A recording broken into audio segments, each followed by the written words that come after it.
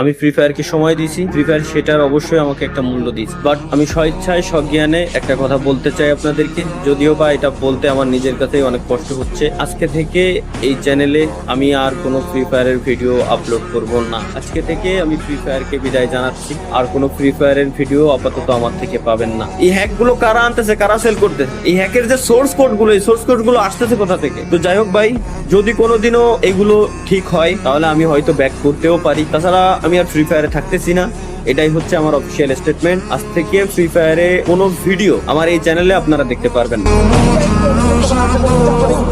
তো বন্ধুরা, আজকে দেখা হচ্ছে দুনিয়ার সব থেকে সিক্রেট প্লেস। তো সিক্রেট প্লেস জন্য অবশ্যই ফ্যাক্টরির উপরে গিয়ে গোলালের উপরে উঠলাম এন্ড ওই পারে একদম। এটাই হচ্ছে দুনিয়ার সব থেকে সিক্রেট প্লেস। এখানে কেউ আবার আল্লাহ আস্তাগফিরুল্লাহ লা ইলাহা ইল্লাল্লাহ